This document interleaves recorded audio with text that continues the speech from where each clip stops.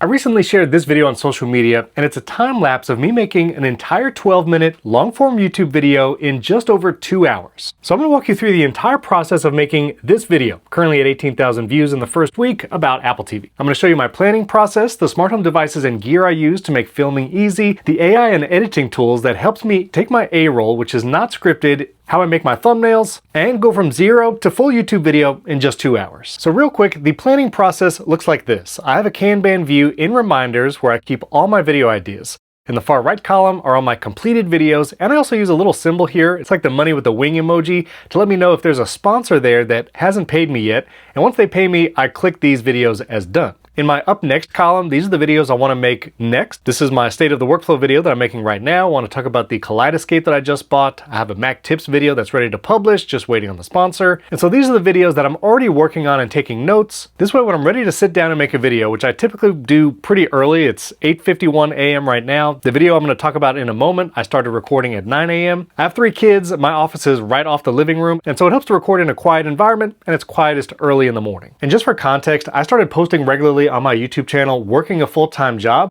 and so sometimes that had to be flexible. Sometimes I might record the A-roll for a video at like 7 a.m. before my workday, or sometimes I would do it in the afternoon when I was done with all my work. So wherever you can fit it in, having this planning process done ahead of time goes a long way in just sitting down to start recording. So a lot of times the night before, I'll kind of decide which video I want to make in the morning. Last night, I decided on my state of the workflow, and that takes me to the note. For every video, I keep a bare note. And for the video I'm talking about specifically, the Apple TV one, this was my bare note. I don't script my videos, I talk off the cuff. I've been podcasting for years, so it comes kind of naturally. If you fully script your videos, that's great too, but I typically go off an outline like this. For this video, I have no outline, because I'm just talking about my process. I know the process, so everything is off the cuff. And one of the apps that I use in the editing process makes it really easy to put this together. At the end of this video, I'll tell you how long it took from hitting record, which is about 8:45 a.m., to hitting publish. I'm hoping to do that before noon today. I recently posted my AirPods Max 2 review. This is what my outline looked like for that. Some outlines are going to be a little longer. For my smart home video that I did recently, I talked about specific devices and I had bullet points I wanted to mention for each device. I did a video about 25 iPad apps, and so if you look at that, I have each app linked here, and then I also have the cost of each app. So depending on the video, my outline may be more or less robust. I plan to do a podcast app showdown, and that note is going to be a little more involved, and that's probably going to take me longer than 2 hours to make. Just looking at my channel, some videos are going to take significantly longer. Obviously, my getting started guide, that's over an hour. That took pretty much a whole day. I recorded for 2 to 3 hours in the morning, spent all afternoon editing, but I was still able to finish it in a single day. A lot of my shortcuts videos will take about an hour and a half just to record the A-roll, and then take me 3 to 4 hours to edit on the back end. But that's my planning. I have my videos here in Reminders with all the ideas of what I want to make next, and notes here and there. So let's get to some of the gear and setup that makes recording these videos easier. So I'm going to give you a quick overview of the gear in my studio, but I'm going to run a smart home scene because this is what my office usually looks like when I'm not recording. See, those are some smart shades. They're actually the Eve motion blinds. I've had those for almost 5 years now, rock solid. And if you have any questions about something I don't mention, leave them down in the comments. I have a lot of sound treatment, even all the way up to the ceiling. As you can see, I have a ceiling fan there with a ceiling fan light. But everything in the studio is in Apple Smart Home, so I have an Eve switch for that ceiling fan light and even fan speed control switch. These GIK Acoustic Panels are decorative, but also provide sound treatment. And so this is my normal working environment. You also see a very tall Hue sign floor lamp here on the left. And I'm going to run one of my scenes. So I'm ready to record. I have a bunch of color scenes available here. I'll go with video purple, and you'll see the window shades start closing. My ceiling fan will turn off. And then all my filming lights, which includes an Amaran 200X, a couple of Elgato key light airs, that's my fill light, and another one for my hair light, which, no, I don't have any hair, but I still use that. And a bunch of Philips Hue lights here, like the Bloom, I have the Eve Flare, and my sign floor lamp. All of that provides the color in the background, and then I can change the color however I want. If I want to do blue, I can change it blue. I also have an orange programmed. So now I can have different looks in the same studio. Now, having a dedicated space to record makes a huge difference. But even if you don't have all this or fancy color lighting, you can still make great YouTube videos with your phone, just at your desk. Just make sure there's decent lighting on your face and you're good to go. Since all those devices are in Apple Smart Home, I'm pretty much ready to film. The only other things I do is I'll push my XDR back. This is why I put it on a Visa arm. I have to get it out of the camera shot because my A-roll camera is right here, the Sony a7 IV with a Sigma 35mm f1.4 lens. And then I'll I'll swing over my shotgun mic, the MKH416. Again, you could use a lapel mic or even your iPhone microphone, but this is just the things I use. And now I'm ready to record. Now, one of the things that really speeds up the process is I basically film B-roll while I'm filming my A-roll. So while this is my A-roll camera, I also have this top-down camera. This is the Sony a6400 with a Sigma 24 to 70mm lens so I can zoom in and out.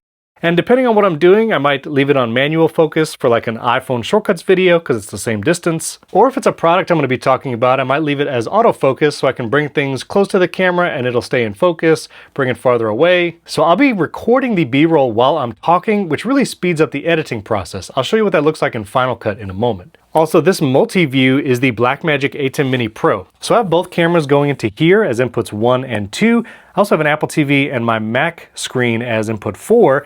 This way I can see them all large here. If I ever want to make a video about Apple TV, I can literally just turn that on and then record the screen using something like Riverside. So it's easy to use the two cameras, A-roll, B-roll, plus the Apple TV. And you'll also see I have a Stream Deck here on the desk because if I ever want to make something large or change the program input, just so I can see it big here, I have all the keys programmed right here. Yes, I could literally tap over to the ATEM Mini Pro. It's just the way I have all the setups and the cables, it's easier to do it from here. So I can go into program mode and then I can see my A-roll large. I can switch to the B-roll camera and then see that large in the screen or go back to the multi-view. So having the ATEM Mini Pro and this is the preview monitor really helps. That's also a Rodecaster Pro 2, which I use for my podcasting microphone, which I have here on a low profile arm when I record that. And I have my shotgun mic going into there as well. So that's the hardware setup. Now I will often have parts of my video that's screen recorded. You'll see in my Apple TV video, there's me overlaid when I'm talking about different devices, and I'm recording that at the same time as my A-roll. To do that, I use CleanShot X that lives here in my menu bar. I'll go to record my screen, and it also records the camera input down here. And so I use that screen recording with the camera baked in. I don't mask that or add my picture-in-picture later. I just use the CleanShot X recording. So I'm actually going to start recording that because I'm about to use it in this video. Then for audio, I record that separately with Audio Hijack. I have a session right here with all the inputs ready. I'll title this whatever the title of the video is, and I'll start running that. And I like seeing the little audio levels here in the menu bar. This way, as I'm recording my video, I can always glance up and make sure that audio is being captured. Then I'll hit record on my A-roll camera, my B-roll camera, my screen recording is going, my audio is going. Sometimes I'll even have my Osmo Pocket 3, maybe recording another camera angle that I'm going to switch to in multicam mode. And again, I'll show you how I do all of that in Final Cut and it makes it easy. Now before I start recording the actual video, I need to capture the thumbnail. I still feel like thumbnails are one of my weakest points in making YouTube videos, and so most thumbnails it's going to be a picture of me, whatever product I'm holding, and maybe some text and an arrow. I also put a gradient on it. I'll show you how I do all that in Pixelmator, but if you scroll through my channel, you'll see most of the thumbnails are just that, and they tend to work pretty well. If it's a more significant review, I'll try to do a little extra on it, but it's still basically just me recording, trying to cut it up in Pixelmator Pro, like my AirPods Pro 3 thumbnail, my iPhone Air, or even my iPhone 17 Pro Max. But a lot of it is really just the device I'm holding and a background. So before I record the A-roll, I will capture what I need to make the thumbnail. So if you use a Sony mirrorless or similar like I do, the autofocus with the eye tracking is really good. But when I hold a device up to the camera, I want to make sure it's going to have the object in focus and my face in focus. So what I will literally do is, you'll kind of see it here in the background, I will cover my eyes, hold the product up, whether it's my phone or a device I'm reviewing, and I'll just hold it there for a few seconds, and then I will literally just grab that frame from the A-roll recorded video and use that, put it together in Pixelmator, and then I'll cheese for the camera, keep the same position in one hand or whatever object I was holding, and then look at the camera and smile or make a face, and I will stitch those two things together. So just to give you an idea, here's the A-roll video file that I just pulled off the SD card. This is stitch 1, so I want the Apple TV remote in focus. You could literally see me covering my eyes, so it's focusing on the object in the foreground. And then once I get enough of that, I will do whatever I'm going to do in the background, hold the object, smile. I'm looking at the preview monitor right now. And then I'll make some faces, maybe smile, look at the camera, and then I literally just export this frame. I'll go here in Final Cut, hit the share, save current frame, and that's what I bring over to Pixelmator to make the thumbnail. And I'll show you all that process in a minute. Then once I do that, it's just recording the A-roll. Again, I'm talking to the camera, no script, just referring to my bullet points and outline. You can see sometimes I'm focusing on the screen recording, I'm referring to my outline at other times. I actually just played a YouTube video and took the CleanShot X recording with me overlaid in the picture-in-picture. Sometimes I'm taking the B-roll shot, and you can see me, I'm writing on my iPad there on the desk, and I plan for that shot to be what's in the video later. To give you an idea, that full A-roll clip was about 33 minutes. That was me capturing my thumbnail, recording all the A-roll, all the pauses in between, and then it became a 12-minute video. So 33-minute A-roll, 12-minute video, just an outline, no script. Once I'm done talking, I'll hit stop on all the things, import the footage directly from the SD card for my A-roll, my B-roll, and import the screen recording and audio recordings all into Final Cut. I create a new event for pretty much every video. So this is the Apple TV Dream video. That's the one that's on YouTube. And you can see here's my A-roll, here's my CleanShot X recording with the picture-in-picture built in, which is also what you're watching right now in this video. I also recorded a short clip on my iPhone that I wanted to use at one point in the video. I downloaded some clips from the internet that I wanted to use as B-roll here and there, and even downloaded some of my older videos to use as B-roll in this video. That's one of the nice things, is once you've developed a library of your own content, you can kind of go back to it and use it for B-roll in future videos. Now I import my A-roll first, because this next step is what really cuts down on my editing process. I'll reveal that raw file in the Finder, which is actually on an external SSD. I save all my Final Cut libraries on OWC external SSDs, nothing saved on the internal SSD of my Mac Studio. So with that raw file highlighted here, I'm going to open an app that makes a lot of my editing process faster, which is Gling. I will literally drag the A-roll over here to Gling, and I'll just show you what that looks like. And if for some reason the A-roll got chopped up, or I have multiple files for the A-roll, you can add all those files together and Gling will still stitch it. So I'll call this like the Apple TV video. I hit continue. I only cut silences and bad takes here in Gling, enhance and edit.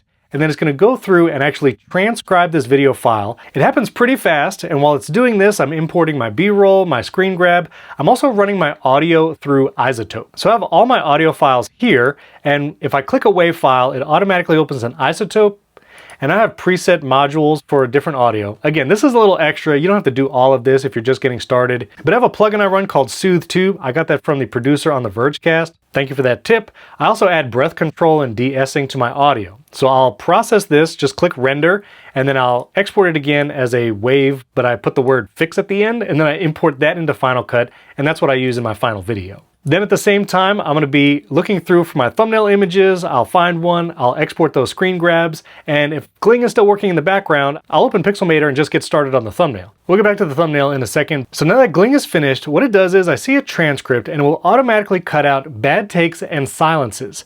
Now you can adjust those settings down here where it says pace, and if you don't like the amount of silence it's cutting, maybe you want more silence, meaning the pace is a little slower, or you want less silence, you can adjust that padding and also just the pace of the video. I use the default settings, and then you can see that every time now you can see every time I started and stopped a sentence, I literally just did it as I was recording this video, it's going to cut out those bad takes, but keep the last one. And so I'll go through this transcript. Sometimes it cuts a little more than I want it to, so I'll just click these scissor icons, bring back the text that I want, and I'll do a first pass of the edit by looking at this transcript and just cutting or bringing back whatever cuts that Gling made. And then when I export it, I export this as a Final Cut multicam clip. This will save an XML file to my computer, which I can import into Final Cut. Here in Final Cut, you can go up to File, Import, and then XML. And when you import it, it will create a project and event file based on the Gling file. I'll drag the project that Gling creates into my main event, delete the one that Gling made, and now I have all my media in one place, including a multicam clip generated by Gling. And then inside this multicam clip, I'll drag my B-roll shot, which I imported from my SD card. I import the CleanShot X video that's here on this track, and I'll import my fixed audio from iZotope, and now I have a multicam clip with all my angles in one place, and a lot of my A-roll edits are basically done for me. I will click everything that's not the A-roll clip, hit the little arrow here, and then sync selection to monitoring angle, and it uses audio because I do capture audio for everything. My B-roll camera is recording audio, CleanShot X is recording audio, and while I'm not using that audio for the video, Final Cut will sync it all perfectly every time, and now everything's in sync across all my camera shots. So my actual project file looks like this. It looks like one long A-roll shot, but I'm actually switching angles across the project. Now once I sync all those angles, my project will look like this. It looks like the A-roll on every shot. But before I even start listening to the video to make even more granular edits, I can go through and tell, like, all right, well, I'm looking at my screen right now, so I will literally select this clip, keep scrubbing through, holding the command button on my keyboard, select all the clips where I might be looking at the screen, and then once I have all those clips selected, I'll click the eye up here on the right in Final Cut, click where it says A-roll, and change those to screen grabs. Now I've automatically switched to my screen grab angle, which is what I want for the video. So I'm not overlaying or dragging any clips on top of it, I'm just switching the angle. In the same way, because I'm recording and talking to B-roll at the same time, I can already tell. Anytime I'm looking like this and I'm doing something on the desk, I know that's a B-roll shot. So I can right-click that, go to B-roll, and now I have my B-roll shot automatically there. I can also tell I'm looking at my screen here, so I can right-click that, do screen grab, doing it again here at the beginning of the video. And so I will go very quickly throughout the whole timeline and change all those angles just based on where I'm looking in the A-roll. And I'll basically scrub through. If I'm doing this, I'll select that clip, hold the command key and select all the clips where I'm doing that and switch them all to B-roll at once. Now, not only is my A-roll edited, but it's switching the angles automatically, so I'm done with switching or adding B-roll or doing anything like that. Then the last part is literally watching it through. So I'll actually click play, watch the video, and sometimes I might want to do a little zoom in effect. Maybe I want to add an overlay like that little circle there. Maybe I want to do a little motion graphic card like that. So I'll just add those while I'm editing the video one time through. So this is me editing it in real time. This was in that time-lapse video I shared on social media, and I'm adding some overlays. Maybe I might add some B-roll that I didn't do while I was recording, but I can basically edit a video in basically in 2 times real time. Meaning if it's like a 12-minute video, I could probably edit it in 30 minutes, maybe a little more, because again, most of the edits are done for me. It's automatically switching angles. All I'm doing is maybe adding some overlays here and there. Maybe add some B-roll from some of my past videos like I did in this section. And again, it's basically done and edited for me. I also had chapter markers while I'm editing because I always want to have chapters in my video description, and then I know people like chapters, and I have a little tool here called Creator's Best Friend, and what it does is once I've added all those chapter markers, all I have to do is drag the project into this little window for Creator's Best Friend. It takes all my chapter markers, gives me the timestamps, copies to clipboard, I have a little shortcut that formats it nicely for YouTube, and those are ready to paste. So my chapters are basically done as I'm doing the edit because I'm dropping those markers. If you don't know how to drop a marker, just click the letter M on the keyboard and then Shift M. You can change that from a regular marker to a chapter marker,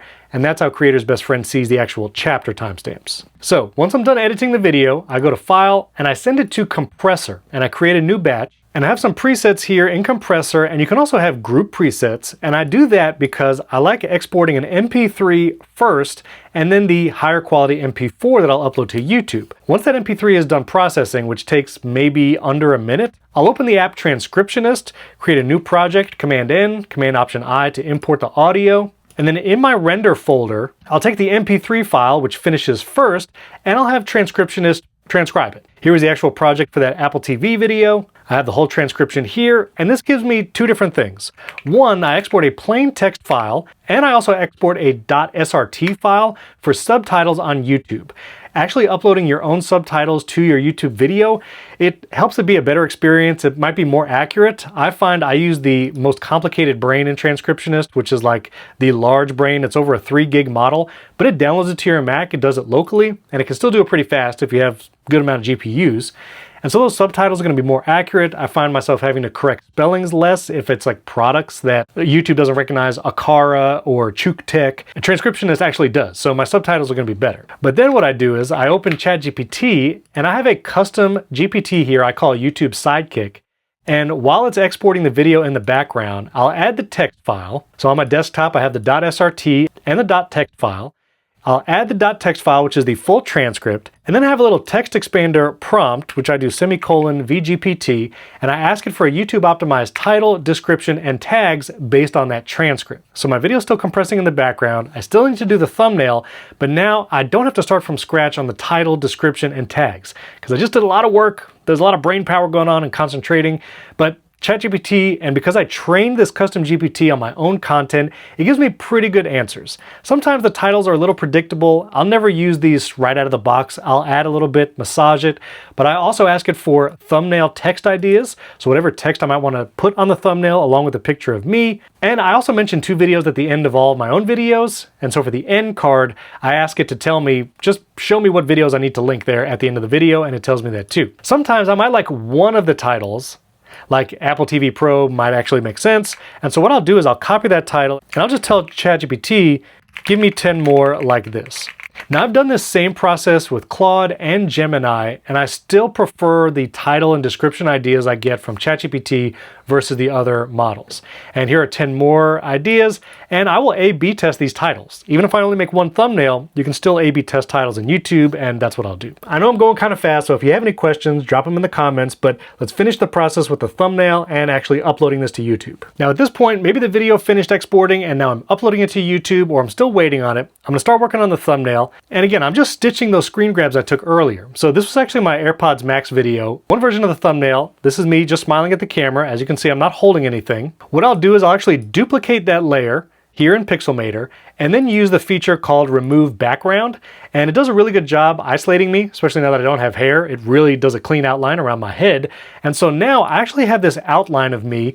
And the reason why I do that is because I want to be able to add gradients behind me and then overlay myself on top of that. Gives the thumbnail kind of a nice look. And if I have any elements I kind of want to put behind me, but in front of the background, now I'm automatically cut out and I can do those effects. Then I'll add any objects I might have been holding, and guess what? I captured these by literally covering my eyes, holding them close to the camera. Camera focuses on them, and then I cut them out of those thumbnails as well. So I'm holding those things. Maybe I'll add a little bit of text. I also might have an arrow that I just use here. And I actually have a bunch of elements for thumbnails just kind of saved here in this one Pixelmator project. You can see I got my shortcuts icons, I have my smart home icons, I have different iPhone and Mac app icons. This way I could just reuse some of these elements when the video is appropriate. And for my AirPods Max video, I actually had a great image from Basic Apple Guy. So I made that one thumbnail, and then also took the picture that Basic Apple Guy sent me, and I overlaid some text on that. You can see I literally cut out the 2 pairs of AirPods Max. I did it a little messy there on the top, but it's okay. And then I put the text behind that, and that's kind of my process. And Pixelmator does a great job of actually recognizing objects. So like in this thumbnail, here's me holding the MacBook. Under the edit menu, there's a select subject option, and it will try to just select what's in focus or maybe the person and the object they're holding. That works pretty well. Or I might use the quick selection tool right here, which does a good job of recognizing objects. I'm just clicking and holding on my mouse right now. And yeah, I can just quickly select things like that, cut them out, layer it on top of a duplicate of that layer, and then maybe do the gradients and other backgrounds that I'm looking to do for that thumbnail. Export that as a PNG now because YouTube can upload up to 50 megabyte thumbnails. Once Compressor's done exporting that video, I upload it to YouTube. I maybe A/B test the title. I have a lot of boilerplate description that's set in my YouTube Studio to automatically add to every video. I'll copy and paste the chapters that I got from Creator's Best Friend. Got my thumbnail, I'll add the tags from ChatGPT, upload my subtitle file, add a couple cards that I might have marked while I was editing, and that's pretty much it. Then I hit published. And this video from start to finish, I think it was about 2.5 hours from hitting record to actually pressing publish here on YouTube. And it's about a 12-minute video, 2.5 hours. So that's my process. I've been recording right now for 43 minutes. I'm gonna stop this now, import this DJI Osmo Pocket 3 footage, run it through Gling, and I hope to publish this video in about an hour and a half. I have all my B-roll recorded because I was doing my screen recording, and I'm going to use Gling to cut out all the edits and bad takes, which I had a number of them. I'm probably going to take a screen grab from this ending, do something like, and cut this out as the thumbnail, and we'll see how that does. And remember, if you're just starting to make YouTube videos, don't feel like you need all of this crazy setup and gear to do this kind of stuff. Use your phone, even your phone's built-in microphone, and it can sound great. You can use Gling. It's, I think, $15 a month, and that's plenty worth it for me. Final Cut now part of Creator Studio. You can get that for free for a few months, or it's like 12 bucks a month. So the tools are not expensive. I do use a couple MotionVFX packs for things like the zoom in effect and some of the titles. I use iJustine's M Review pack, I think, and MKBHD's pack for that zoom in. I've used that thousands of times. I'll put links to pretty much everything I talked about, including all my filming gear as affiliate links down in the video description. But if you have questions about my process or anything else, let me know down in the comments. Get subscribed and hit that like button if you're into Apple content, shortcuts and automation. Got a ton of videos coming out soon, especially about my $3,000 movie box, which I'm going to be talking about soon. So yeah, that's how I make YouTube videos. If you're curious about the podcast process, I have a video over on the Riverside channel. I'll link below, but I could also update that. I have some different strategies now. I made that video a couple years ago, but let me know if you want to see that down in the comments. And yeah, thanks for watching. I'll catch you next time.